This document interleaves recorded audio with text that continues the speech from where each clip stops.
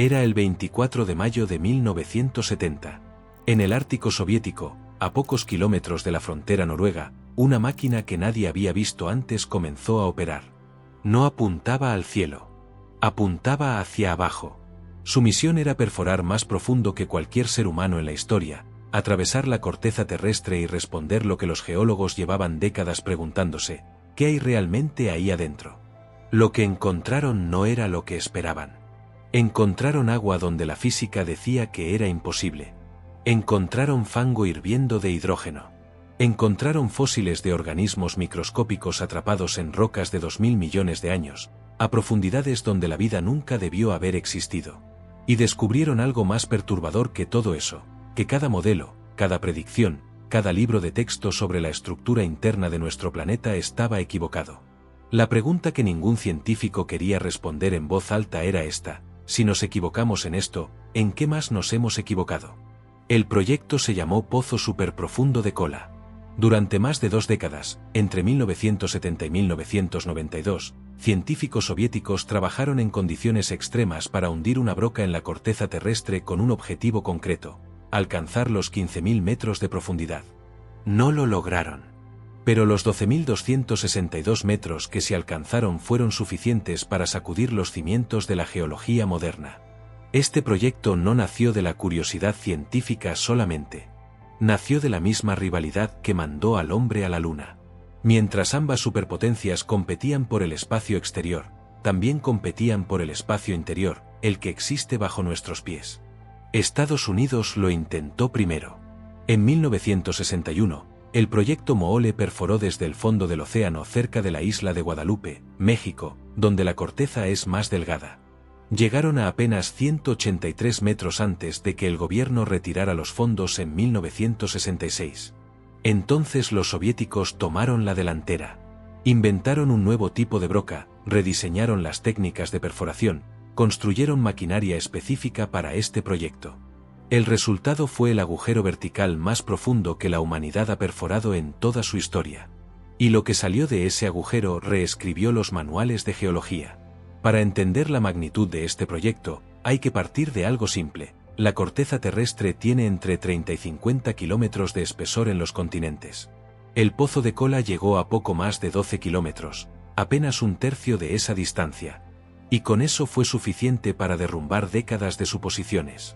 Antes de esta perforación, los geólogos usaban datos sísmicos para imaginar el interior de la Tierra, igual que un médico usa una radiografía para ver huesos sin cortar la piel. Esos datos generaron modelos precisos. A cierta profundidad debía aparecer basalto, el agua debía evaporarse, la vida era imposible. El Pozo de Kola demostró, uno por uno, que esos modelos estaban mal. El basalto nunca apareció. El agua no se evaporó. Los fósiles estaban ahí. Las temperaturas duplicaron lo predicho. Lo que los soviéticos extrajeron de las profundidades no era simplemente roca. Era evidencia de que vivimos sobre un planeta que todavía no entendemos. Y esa evidencia sigue siendo analizada hoy, décadas después de que el agujero fue sellado para siempre. Si quieres saber exactamente qué encontraron en ese agujero y por qué cada hallazgo destruyó lo que creíamos saber, suscríbete a Misterios Desenredados. Pero antes de llegar a los fósiles y al agua imposible, hay algo que los geólogos esperaban encontrar en ese agujero.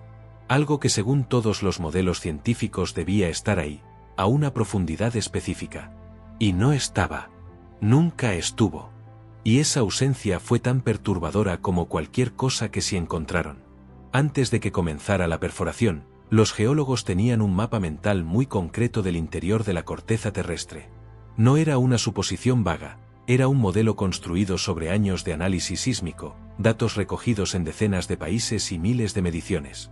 Ese modelo decía algo muy preciso: entre los 3 y los 7 kilómetros de profundidad, el granito de la corteza superior debía dar paso a una capa de basalto, una roca volcánica densa que los científicos creían que formaba la base de la corteza continental.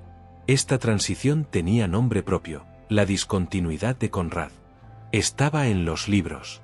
Se enseñaba en las universidades. Las ondas sísmicas, según todos, la confirmaban. Cuando la broca cruzó los 3 kilómetros, los científicos estaban atentos. A los 5, seguían esperando. A los 7, la tensión era visible. Y a los 12 kilómetros, cuando se alcanzó el límite máximo, la respuesta fue definitiva: el basalto nunca apareció. Había más granito, mucho más profundo de lo que cualquier modelo predecía. La discontinuidad de Conrad, esa frontera que generaciones de geólogos habían dado por sentada, no existía donde se suponía que debía estar. ¿Cómo pudo la ciencia equivocarse de manera tan rotunda? Los geólogos no pueden ver directamente el interior de la Tierra.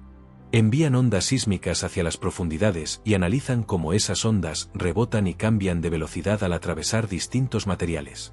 Es una técnica poderosa, pero tiene un defecto fundamental: no distingue entre dos causas que producen el mismo efecto. Cuando las ondas indicaban un cambio en la densidad de las rocas, los científicos asumieron que correspondía a una transición entre dos tipos de roca distintos: granito arriba, basalto abajo. Pero lo que realmente causaba esa señal era diferente. No era un cambio en la composición química de las rocas. Era un cambio en su estado físico, provocado por la presión y la temperatura a las que estaban sometidas. El mismo granito, bajo condiciones distintas, refleja las ondas sísmicas de manera diferente. Los geólogos llevaban décadas leyendo una señal correcta pero interpretándola mal. El Pozo de Kola no solo demostró que la discontinuidad de Conrad no estaba donde se suponía. Demostró que las herramientas usadas para estudiar el interior de la Tierra tenían limitaciones que nadie había reconocido públicamente. La geología tuvo que enfrentarse a una verdad incómoda: sus métodos más confiables habían estado produciendo conclusiones equivocadas durante generaciones. ¿Creías que conocíamos bien el interior de la Tierra? Cuéntanos en los comentarios. Y si este contenido te está, piénsalo de la manera más sencilla posible. Tienes una caja cerrada y quieres saber qué hay dentro sin abrirla. Golpeas el exterior con los nudillos y escuchas. Si suena hueco, asumes que está vacía. Si suena sólido, asumes que hay algo dentro. Eso es, en esencia, lo que hacen los geólogos con las ondas sísmicas: golpean la Tierra y escuchan cómo responde. Durante décadas, esa respuesta fue interpretada de una manera. El Pozo de Kola abrió la caja y reveló que la interpretación estaba equivocada. Lo que sonaba como una transición entre granito y basalto era el mismo granito comportándose de manera diferente bajo calor y presión extremos. Es como golpear la misma caja en verano y en invierno y obtener sonidos distintos, no porque el contenido haya cambiado, sino porque la temperatura afecta cómo vibran los materiales. Este error no fue negligencia. Fue el resultado de trabajar con herramientas imperfectas sobre un sistema de una complejidad que supera nuestra capacidad de observación directa. Pero su impacto fue enorme. Si los datos sísmicos fallaron en predecir la discontinuidad de Conrad, ¿en cuántas otras cosas podían estar fallando? Porque la ausencia del basalto fue solo el primer golpe. Lo que vendría después sería más difícil de explicar. Y si la ausencia del basalto ya había sacudido los cimientos de la geología, lo que vino después fue directamente inexplicable. A más de 6 kilómetros bajo la superficie, en rocas que llevan 2000 millones de años sin ver la luz del sol, encontraron algo que no debería haber estado ahí. Algo que alguna vez había estado vivo. Durante mucho tiempo existió un principio casi absoluto en la biología y la geología: la vida tiene límites. Necesita temperatura tolerable, acceso a nutrientes, alguna forma de energía. Y cuanto más te alejas de la superficie, más hostiles se vuelven esas condiciones. La presión aumenta. La temperatura sube. La oscuridad es total. Los científicos daban por sentado que a partir de cierta profundidad, la vida simplemente no era posible. Entonces los investigadores del Pozo de Kola comenzaron a analizar las muestras de roca extraídas de más de 6 kilómetros de profundidad. Y en esas muestras, en rocas de más de 2000 millones de años, encontraron fósiles. No de animales complejos ni de plantas. Eran fósiles de fitoplancton microscópico, organismos unicelulares que solo pueden verse con microscopio. Su presencia a esa profundidad era, científicamente hablando, imposible. O al menos, eso decían los libros. ¿Cómo llegaron esos organismos hasta ahí? ¿Cómo sobrevivieron sus restos durante 2000 millones de años en condiciones que deberían haber destruido cualquier evidencia biológica? Y lo más inquietante, si la vida llegó hasta ahí en el pasado, ¿qué más podría estar vivo en las profundidades de la corteza terrestre hoy? La explicación que los científicos construyeron fue tan reveladora como el hallazgo mismo. Esos fósiles no llegaron a esa profundidad por movimiento propio ni por ningún proceso biológico activo. Llegaron arrastrados por los mismos procesos geológicos que han dado forma a la corteza durante miles de millones de años. Hace más de 2000 millones de años, lo que hoy es roca sólida y profunda era parte de un entorno costero o submarino, en contacto con agua y con los ciclos naturales de la vida. Con el tiempo, esas capas de sedimento, con sus organismos atrapados, fueron enterradas progresivamente bajo nuevas capas geológicas, hundiéndose en la corteza mediante los mismos procesos tectónicos que construyen montañas y abren océanos. Lo que el pozo de Kola extrajo no era vida activa en las profundidades. Era el archivo biológico más antiguo y más profundo jamás recuperado directamente de la corteza continental. Un registro de vida preservado en piedra durante un tiempo que resulta casi imposible de conceptualizar. Este hallazgo tuvo consecuencias directas. Si fósiles de organismos pueden preservarse a estas profundidades, la historia biológica de la Tierra es mucho más compleja de lo que los registros superficiales nos habían permitido imaginar. Investigaciones posteriores confirmaron que microorganismos activos pueden sobrevivir en la corteza oceánica a profundidades significativas, expandiendo radicalmente los límites conocidos de la biosfera terrestre. ¿Te imaginabas que podían encontrar fósiles a 6 kilómetros de profundidad? Cuéntanos en los comentarios. Y si este vídeo te está abriendo los ojos, dale like. Para visualizar esto, hagamos un ejercicio simple. Tomas una hoja de papel y la doblas una y otra vez durante miles de millones de años, hasta que las capas inferiores quedan enterradas profundamente. Si en algún momento cayó sobre el papel una hoja seca o cualquier rastro orgánico, ese rastro quedará atrapado entre las capas, sepultado, intacto. Eso fue exactamente lo que ocurrió con los fósiles del pozo de Kola.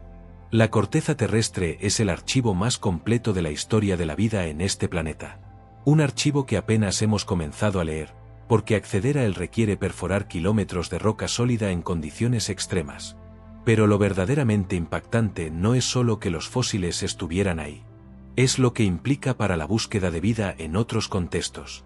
Si en la Tierra la vida dejó rastros a profundidades que considerábamos imposibles, ¿qué significa eso para Marte? Marte tiene una corteza rocosa. Si alguna vez hubo vida en su superficie, sus registros fósiles podrían estar enterrados en capas que todavía no hemos alcanzado. El pozo de Kola, construido como símbolo de rivalidad geopolítica, terminó convirtiéndose en uno de los argumentos más poderosos para la exploración científica sistemática, aquí y más allá de nuestro planeta. Antes de llegar al descubrimiento final, el que realmente lo cambió todo, suscríbete a Misterios Desenredados. Lo que viene es la razón por la que este proyecto sigue siendo estudiado décadas después de haber sido sellado. Hay un momento en la historia del pozo de Kola que ningún geólogo que lo vivió ha podido olvidar. Era 1983. La broca soviética acababa de cruzar los 12.000 metros de profundidad. Era un hito sin precedentes. Los científicos festejaron. Los políticos visitaron el sitio. Se imprimieron estampillas conmemorativas. La maquinaria quedó inactiva durante un año mientras el proyecto era celebrado como triunfo de la ciencia soviética. Y entonces, en 1984, cuando intentaron reanudar la perforación, ocurrió lo inevitable. 5 kilómetros de tubería de acero, una columna que pesaba cientos de toneladas, se torció sobre sí misma y se rompió dentro del agujero. No hubo manera de recuperarla. El equipo retrocedió a los 7 kilómetros y comenzó de nuevo. 5 años de trabajo adicional para recuperar lo perdido en un momento de descuido. Pero ese retroceso quedó eclipsado por lo que descubrieron cuando volvieron a las profundidades máximas. Más allá de los 10.000 metros, el planeta comenzó a mostrar su cara más inhóspita. La temperatura dejó de comportarse según los modelos. Subía demasiado rápido, demasiado lejos de cualquier predicción. Y con ese calor llegó algo que ningún ingeniero había contemplado: la roca dejó de ser roca. Los modelos térmicos predecían que a la profundidad máxima, la temperatura sería de aproximadamente 100 grados Celsius.